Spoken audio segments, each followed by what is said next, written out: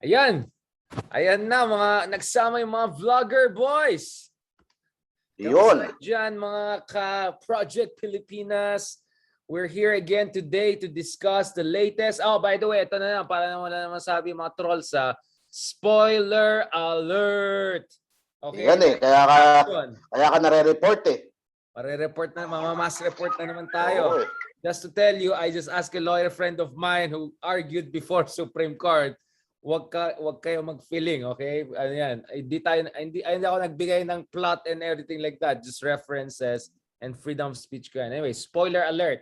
Again, sa lahat ng mga movies natin, spoiler alert. So, walang sisiyan. Okay? Ginusto na yan kung nakinig kayo dito sa amin. Alright? Okay. So, bro, obviously, dalawa yung big movies at hindi kasama dyan si Thor. Sorry na lang kay Thor. I never thought this will happen to Thor na not even number 3, no? Parang pang-apat Number 4, pang-apat lang siya. Oh my God. Akala mo parang may Thor ka nga. May Number 5 yung Yamashita. Nakita mo yun? Meron pa isang movie na Mabol yung pang Yamashita. Talano. Ay, Yamashita pala, hindi Talano. Ayan tayo. Talagang malalaman mo saan papuntang bayan natin. Siyempre, let's be fair naman to Thor. Wala naman free tickets sa Thor. Wala naman mayor nagbigay ng free ticket or mga chambers of industries na nagbibigay. So, partida naman yan kay Thor. Wala yung hammer niya eh. May free kasing may Talano Gold yung ano. Okay. Okay, ito na. Mas report na naman tayo na ito. Mga kasama. Okay, let's start muna with, let's just go exactly with the flow of the movie we watched together first. Ay, ang sweet natin. While in mask, okay. Sige. Pag-usapan muna Katips muna. Unahin natin yung katips muna. Unahin natin yung katips. And by the way, just to be clear, that was not out of political preference or partisanship alone. It just happened na paras kami pwede sa Green Hills nung oras na yan, kaya nanood kami ng katips ng sabay, no? But tapos napanood ko na yung Made nung umaga eh. Siya naman, tapos ako naman kahapon. So nakita niyo na yung mga initial reaction ko siguro pag napanood niyo yung mga Facebook natin, etc. Again, spoiler alert. So dun sa mga nag-feeling as if naman pinag-usapan natin mga author movies dito. Okay, anyway.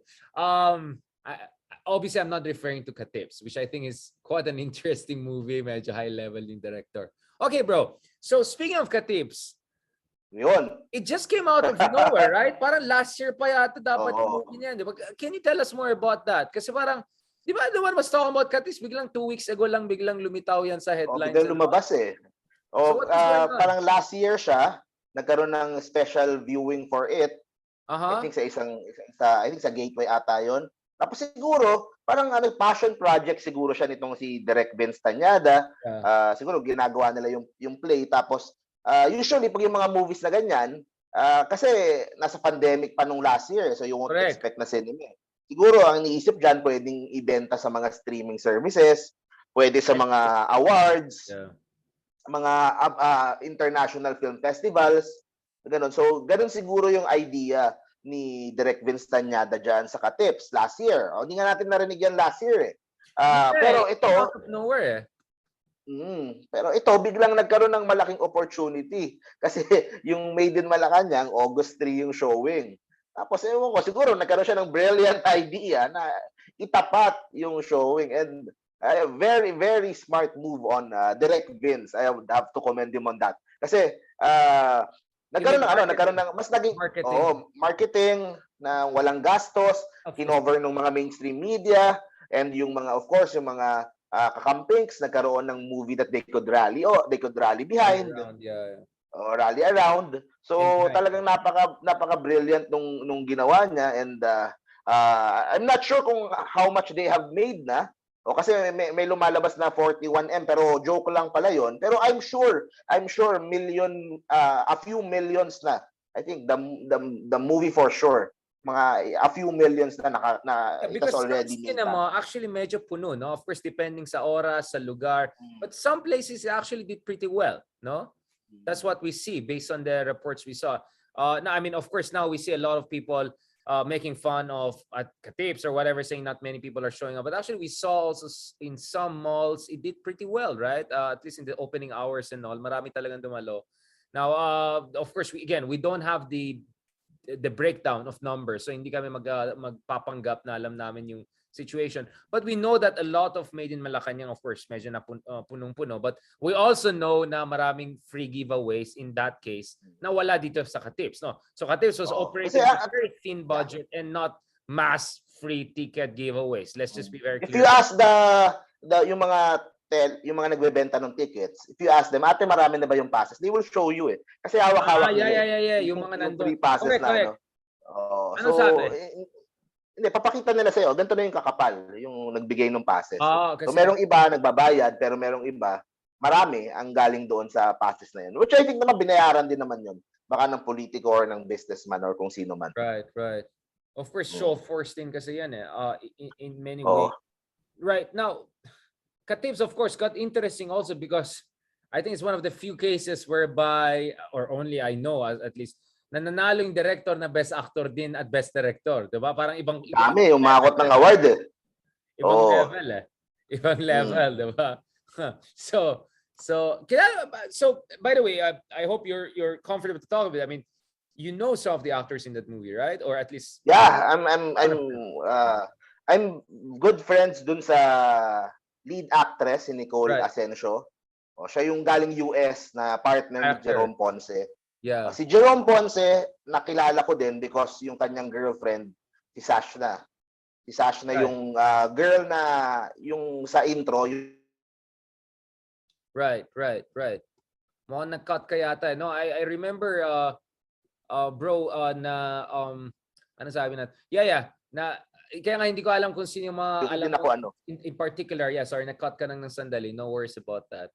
No, I'm what I know and what I remember is that you said kilala mo some of these people here dito sa movie. Kilala mo some of them. So you know both the lead actress and then also the other. The lead actor, Yeah, but yung lead actor kilala mo? Lead actor, yeah. Hindi, na-meet ko na lang dahil doon sa girlfriend niya. Yung Models of Manila, which is your project, of course, right?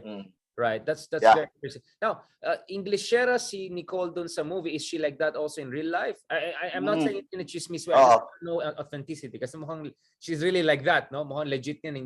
And she is hindi ito nababanggit, but she is also political royalty.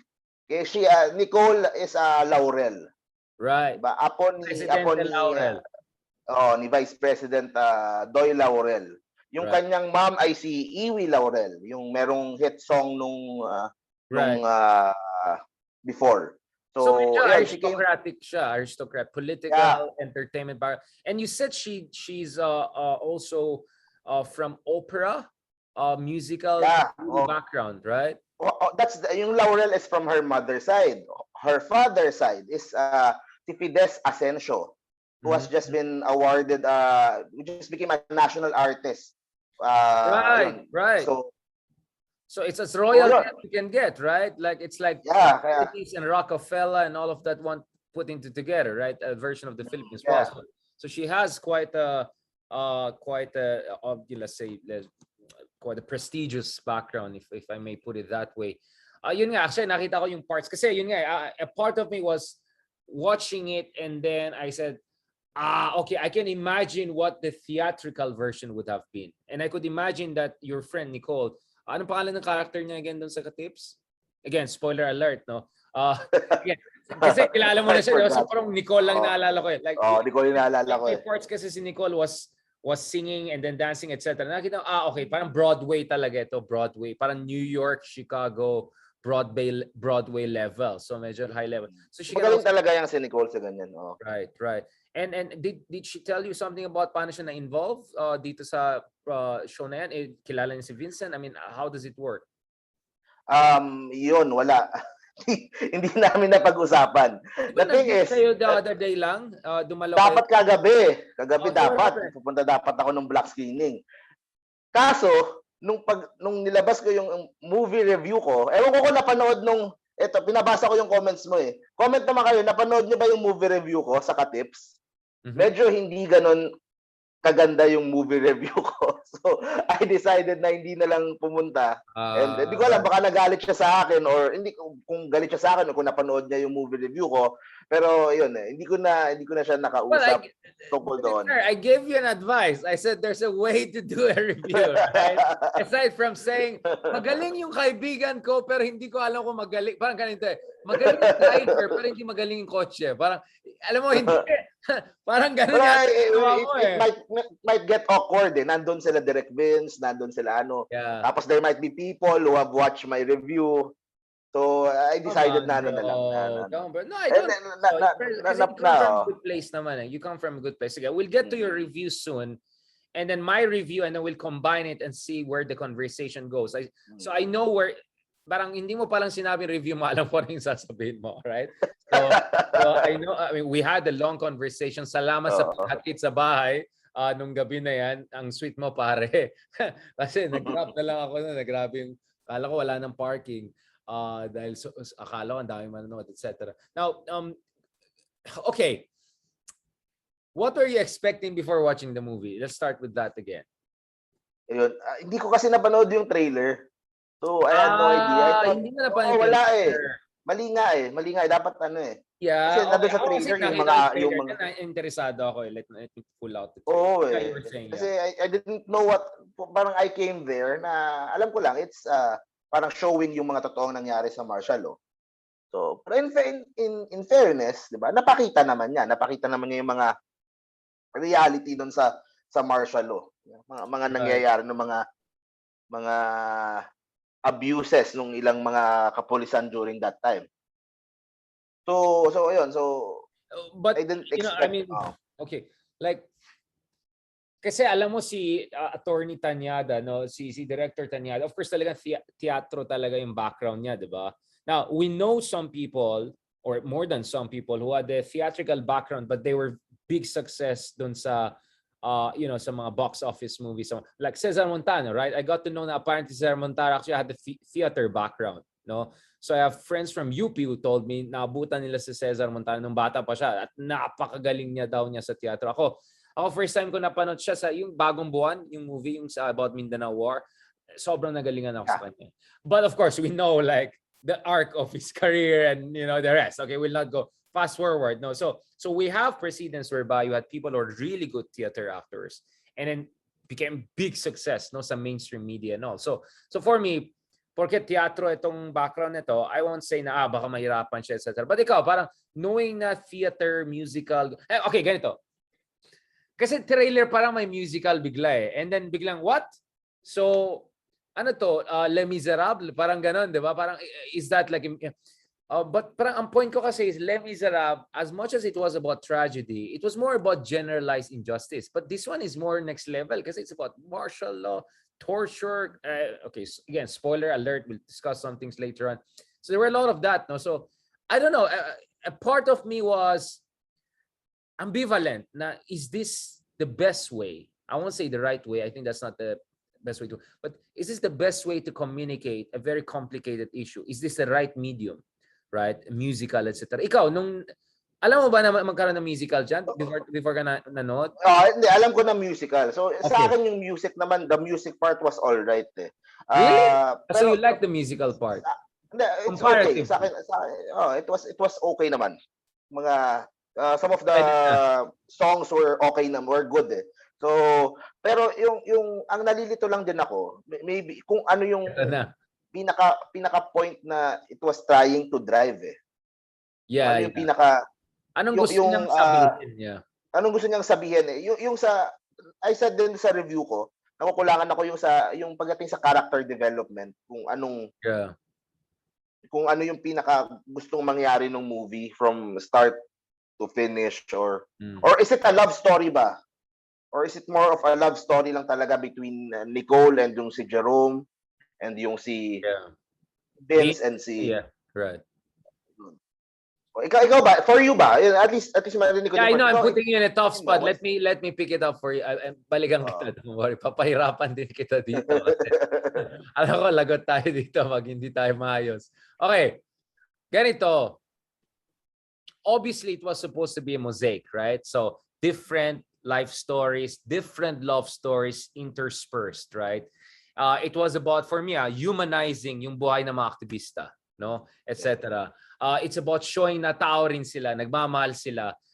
Pag na-tridor sila or nasasaktan sila, no? They're just like us. And of course, this, for me, that's very relevant in a climate of red tagging. Na yung mga aktivista, immediately nire-red tag sila, pinapakita sila bilang like subhumans, mob, monsters, treasonous, etc. Here, nakita natin, tao lang sila, katulad natin lahat, nagmamahal, nasasaktan, may heartbreak, may hugot, may yabang, may and humor, no? Maraming mga corny pa nga yung ibang parts, di ba? So that was interesting for me. I think the humanizing part is interesting. But you know, as we will discuss later on, and as I've said also about yung issue ko naman dun sa Made in Malacanang is there was also an element of context deficit or vacuum.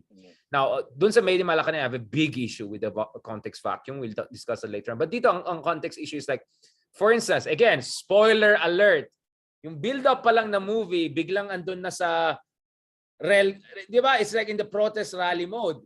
Pero hindi natin naintindihan ano yung context. Kasi, again, sorry if I'm juxtaposing right away. And then, again, spoiler alert. Diyan kasi sa Made in Malacanang, there'll be historical footages and archives used, di ba? To kind of give it a authenticity. Parang wala masyado dito, di ba? So parang it's like jumping right away into the discussion. Walang buwelo masyado. Yung buwelo medyo yung buwelong wala sa akin Yun doon ako na parang medyo hindi tama yung sinabi mo nung huling live mo about dito Parang hindi ko maintindihan where the lead actors are coming from. Kung bakit ganun si Jerome, bakit ganun origin stories. Yung origin stories kung si Vince Tañada, yung sa kanyang role, bakit siya ganun? Why did he decide to become an activist? Ganun din kay Jerome. So yun ang sa akin parang hindi mo tuloy masyadong maintindihan kung ano yung parang gusto nilang mangyari, ano yung gusto nilang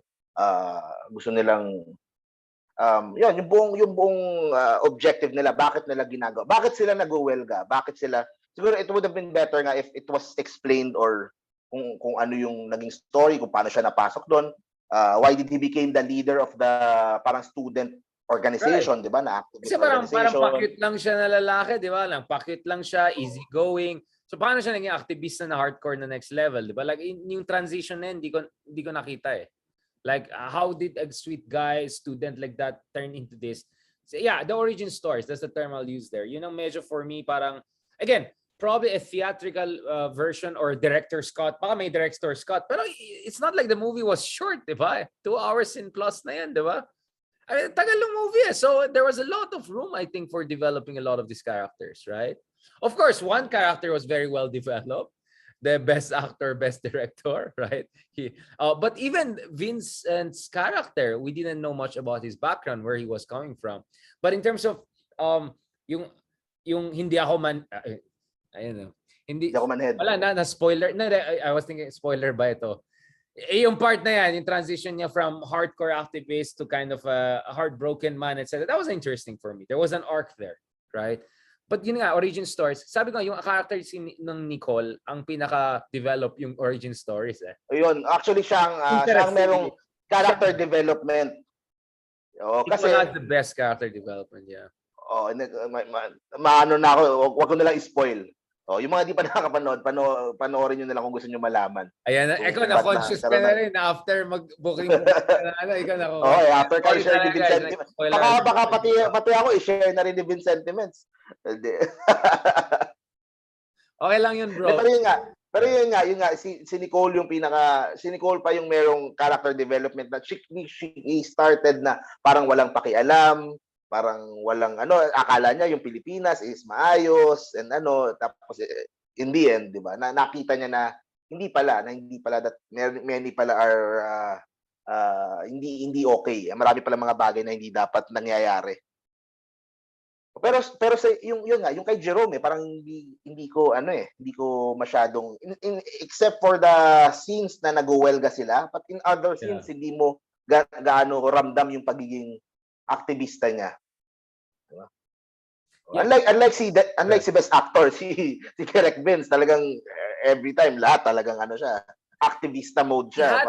He had many good scenes in his own movie. I mean, I'll give that to him. So I'm not surprised he became the best actor and best director.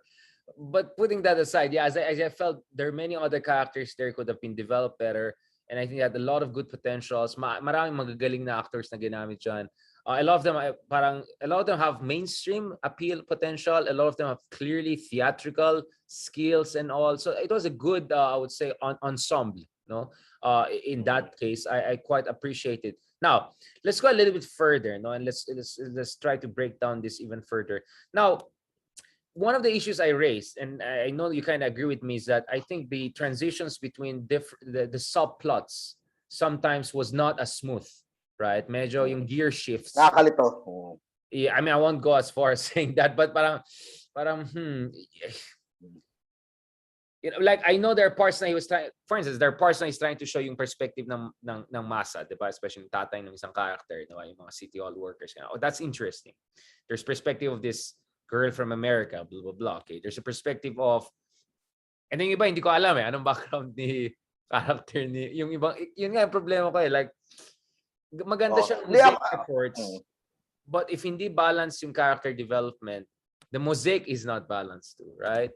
Ang problema ko nga, hindi ako ganun ka-invested dun sa mga characters eh. Hindi ko. Kaya nung sa dulong part, spoiler alert, nung merong parang inaabuso na ng mga pulis, parang hindi ko dapat dapat nasasaktan ka or kasi kilala ko yan eh, pero walang ganun masyadong. I see what you're saying. Identification ng character, hindi na build ng fully. So parang kasi 'di ba dapat usually you build up to that eh. Pagdating na dun sa part na where they get parang you are invested na sama na din loob mo. Oo. So I think yun ang naging pathos. Yeah, yung simpatia, yung investment sa character, yung identification. I get what you're saying. That's an interesting point of view. So one concern in fairness to Vincent, I think he did a good job of making sure he doesn't get embroiled into partisan politics. Like, you know, like, so you watch that movie, there's very little yellow there and zero pink, right? I mean, there's no reference to what's happening right now. There is some parts, there's some reference to Ninoy and all. Again, spoiler alert, but I won't go further. But it's really more progressive eh. More yung term na ginagamit namin sa UP, may pagka-tibak, diba? Medyo more tibak side yung kino-cover. So, ako na nga taga-UP, parang I'm looking at it and saying, parang if your audience is UP, etc., literal yung mga katipunan schools, right? At yun ang UP. Parang okay, medyo nag-guess mo yan. Pero kung ikaw ay isang tao na ambivalent, wala kang ideological, let's say, investment, or you're not really familiar with the nitty-gritties, etc. Like yung quartermaster, yung mga student activism, big events, you watch it and like, kailangan ko yata i-Google to. Di ba yung mga parang, kailangan ko i-Wikipedia to.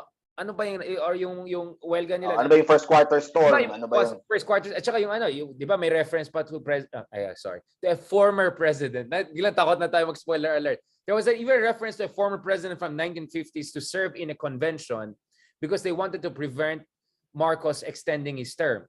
But even that, it came out of nowhere. Like totally came out of nowhere. So medyo yun din ang inisip ko na sayang, magandang angle yun na parang ito mga activists are not against democracy. They're against dictatorship. They want a democracy to stay. They want an inclusive system.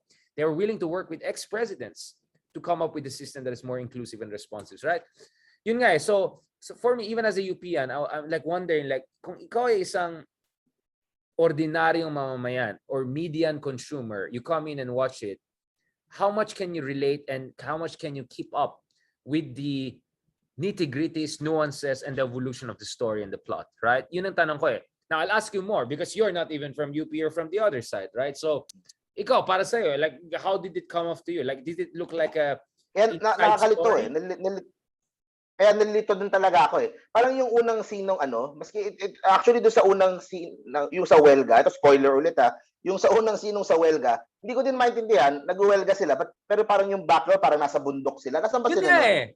Exactly, like, NPA ba to or hindi? Parang yun nga, like even, again, a spoiler alert, sorry for that, but I thought nga it's like them in like it's already that rebelde mode, pero hindi pala. This is supposed to be in Manila or something. UP campus ba yun? Or Yeah, exactly, yun nga. It was supposed to be in Manila eh. So, supposed to be in Manila. Siguro, baka, inisip ko, baka pag sa budget, baka naman budget constraints if they do it sa streets.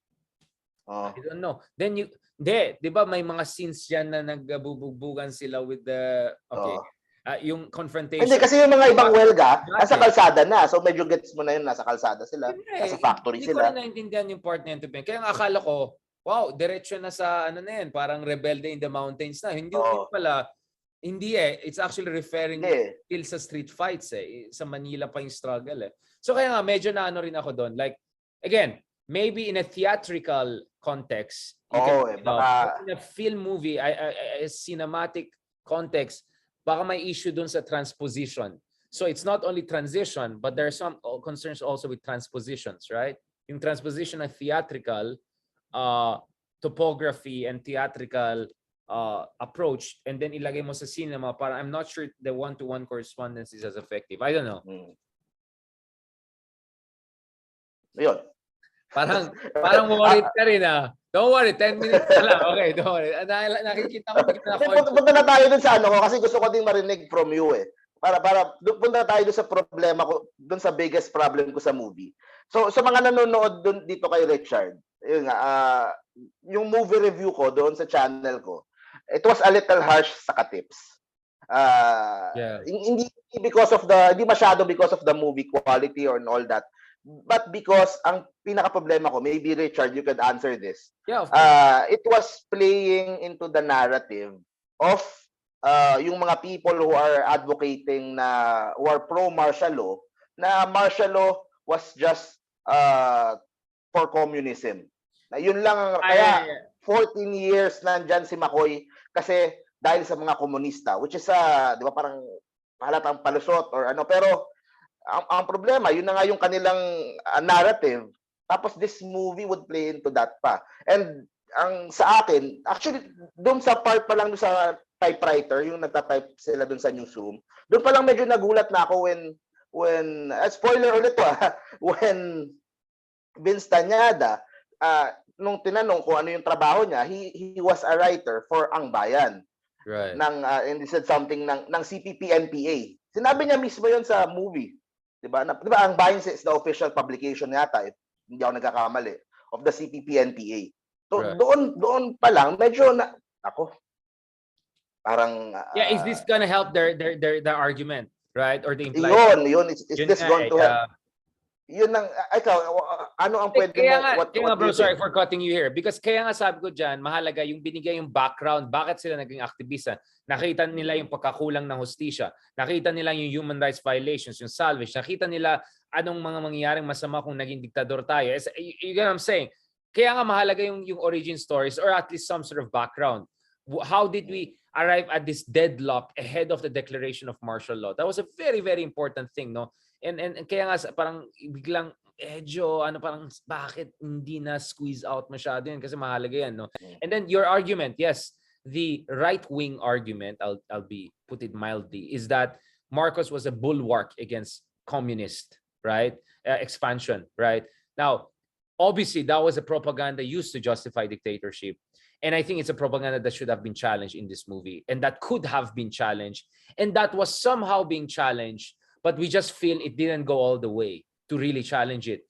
And di ba there are scenes there nung sila Mon, di ba, yung mga actors na police and all, they say, again, sorry, for spoiler alert, when they try to justify what they're doing by saying na ginagawa namin para magkaroon ng asenso, law and order, etc. Again, sorry. Hindi na kayo sumunod. Ganon. Yeah, so in a way, I don't know. I mean, the movie is fair now by giving the other side also their voice.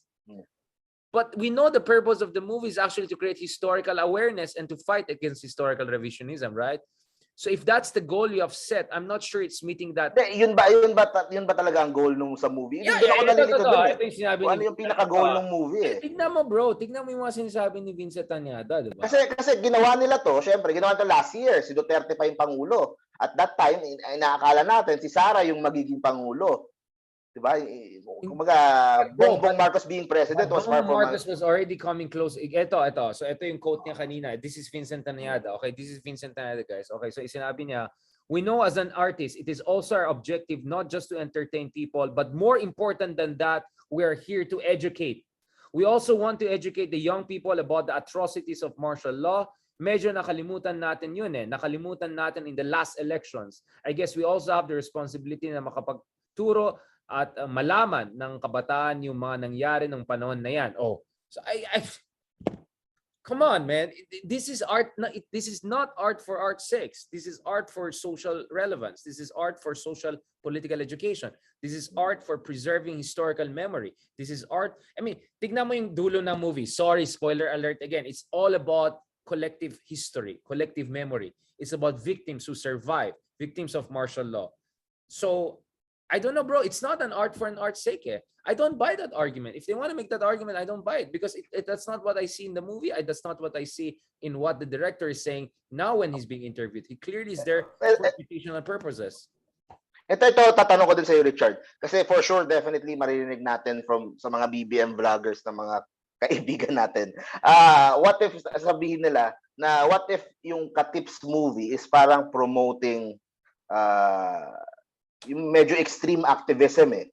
Borderline NPA. So baka ma-retag pa sila. Parang glamorizing rebellion. O parang glamorizing rebellion. Ganun. Yun ang... Paano sasagutin pag naging ganun for that, Kaya nga, this is where, bro, this is where actually I praise Vincent. Because I think Vincent was very brave for going mainstream with that kind of plot eh. Because that plot is very tibak. It's not even dilaw, bro. It's more left than that. Eh. Kaya nga, in an era of red tagging and paranoia, that was audacious, bro. So actually, if you think about it, the movie turned out even braver than I thought, right? Because I thought it was more the yellow story, right? No, it's almost red story, right?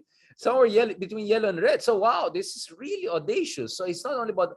So in a climate of red tagging, I think Attorney Tanyada made a very brave piece. Very, very brave piece. You know, so ako, after that, parang naisip, wow, grabe yan. But in the same vein, bro, di ba, ang tanong natin is, ano naman ang maging reception ng masa or isang ordinaryong tao na apolitical pag nanood siya ng ganito? Let's say, ikaw ay isang ordinaryong tao. By some chance, you have free tickets to both, right? And by some chance, interesado ka at wala kang masyadong strong points of view in favor of either side. You go and watch this one, you go and watch the other one, then the question is, saan ka tataya? Or where are you going to lean more politically and all? And that's where you come in, right? That's where our concerns comes in. Na as much as na-humanize yung mga activists, hindi na-explain masyado bakit sila naging aktivista. What was so wrong and revolting about the injustice of the system that made these sweet students, beautiful kids, turn into activists, right? What made it so compelling for them to be activists? Or for nuns, yung mga madre, yung mga pare. Bakit sila sumasali dito sa mga aktivista na yan? Anong nangyayari dyan? So, that's why I'm saying that was very important part. That is education. That is a very important education. So who knows? Maybe there'll be a second part of Katips. I don't know. But my point is that if there's going to be a second part of Katips, if there's going to be another movie about martial, etc., I hope they pay attention also to that. Yung origin stories. Why people become activists, right? I mean, I'm not an activist, but people ask me, how did you become a political analyst or someone, a political commentariat guy, right? And I have my own origin stories, right? In many ways, it's Tatay Digong's presidency, right? Ikaw naman, yung origin stories mo, yung panon ni Isko, di ba? Once pumasok siya, in sila Vico. So we have our origin stories. This is what shapes our passion and dedication. So it would be nice to know why some people become activists, not political vloggers like you or political commentary, the pundits or columnists like me, for instance, etc. Yun. Yeah. Tama. Yun talaga yung pinaka-kailangan. Parang ayaw mo na magsalita. Yun, tama. Wag na tayo magsalita. Mahirap na. May nagsabi, ito Katips originated. Na-burn ka na ba, bro? Na-burn ka na ba? About a decade ago. Hindi naman kasi ako if they watch yung aking movie review, created about a decade ago yung play. If they watch yung movie review ko, it was a little harsh talaga, medyo Medyo I hindi think talaga you were, ako naging... ganito, I think you were coming really from a good place because you wanted there to be a balance, right? You wanted a proper rebuttal and all, and parang hindi mo nakita exactly what you were looking for. So I could see you were sincerely concerned that considering what you saw on the other side, which we'll discuss in the next episode, parang, I'm not sure nakita ko yung rebuttal na hinahanap ko. And again, to be fair to Attorney Tanyada, he didn't make this movie nakasabay. He made this long time ago probably, right? And last year lang lumabas. So hindi talaga siya dapat katapat. But as I said, for other practical and political reasons, tinapat sila ngayon. But it's not really made to... Kaya nga dito papasok si Director Lamangan, no? Kasi siya talagang he's promising to come up with this counter version, right? To correct historical denialism and distortionism. I think also it's also important din eh. Kasi sa panahon ngayon, that goes the same din pati sa ating mga content creators, mga vloggers. Right. It's not hindi lang kailangan na parang to facts and totoo lahat, and kailangan you need to be entertaining din eh. Yeah, engaging. To appeal, engaging eh. You need to appeal doon sa mga nanonood or else they won't watch you. Or else, di ba, they would turn off. You need to be entertaining first, you need to be engaging first, tapos tsaka you deliver kung ano man yung message mo doon sa tao. So, yun. Right. And the other thing is also, as I said, di ba, you have to meet the voters where they are. The same way you have to meet the audience where they are, right? You don't assume they already know about the student activism history, about UP, etc. No, you're there to educate them, no? Kaya nga, tingin ko nga this Katips was made for a more niche audience, not necessarily mainstream audience. So kaya nga, I want to be fair also to Katips, and probably that's where you are a little bit unfair. Siguro, yan ang pwede kong criticism sa'yo, is because you were expecting it to be a response to a more mainstream movie, which is what we're going to discuss, right? Because they marketed it that way. Exactly, and I cannot blame you precisely because of the context. But now, to be honest, now, di ba? I mean, I'll give ganito na lang. If you were given a chance, would you write your review the same way you wrote it the other day? Considering now, upon this further reflection, na in fairness naman, it was not really made na pangtapat doon. And probably it had a more niche audience in mind. Same pa rin. Medyo same pa rin eh. Pero, ginusto mo yan. Okay. Ginusto mo. yun lang yung ayan na yung ano natin nagsasabi si Dick. Sabi ni Dick Katips is promoting rebellion. So may mga nagko-comment diyan dito sa mga live natin. Ayan, itong mga accusation. Ganun yung naging word ko actually. Ganun yung sinabi ko. Tagging eh. Pero yun nga ang sabihin ko dapat yun lang naman yung worry ko din doon na I said doon sa movie review ko na medyo harsh siguro sabihin this film will not help yung nangyayari ngayong laban against the Marcoses, against the father yung sa FM not sa BBM kasi wala namang kinalaman wala namang I mean sa different whole story, pero this movie may be harmful even doon sa ganun. Yun ang naging ano ko medyo harsh na assessment ko doon sa movie review ko because syempre nga kasi nga hindi din ako ikaw mas naiintindihan mo yung ginagawa yung ganon and yung culture na ganon, so yun yung naging worry ko. Kaya nga, diba, we have to look at it, anong appeal nito beyond a niche audience. Yung hindi familiar dito sa background nito sa kasaysayan, etc. Kaya kasi we're here nga to educate Kaya nga pansin mo, bro, diba, when I do my meta, I don't use jargons as much as possible. And when I use them, I explain them. Because hindi ko expect na alam ng lahat ng tao itong mga jargons na ginagamit namin in certain academic circles or punditry circles, etc. Right? So I think trabaho din natin bilang whatever you are, educators, artists, directors, etc., to reach out to people where they are. And the reality is that the level of political consciousness and discourse in our country is nowhere close to where it should be, right? If we want to be a mature democracy. So I think that's really the issue we have at hand here. All right. So salamat. All right. Salamat. Thank you very much for that, bro. So we'll cut it here. And then we'll transition to the next one. Ito, mas mainstream itong movie na to, clearly for the mainstream audience and clearly for the political moment. which is the return of the Marcoses, right? So let's talk about that. Spoiler alert again, and pasensya na. I mean, we tried as much as possible. Spoiler alert for share ka na naman yung good sentiments. Ayan na naman tayo. Again, and please don't take our points wrongly. We want the best, especially for good people, right? To have good intentions, right? So that's what we want to happen here. All right?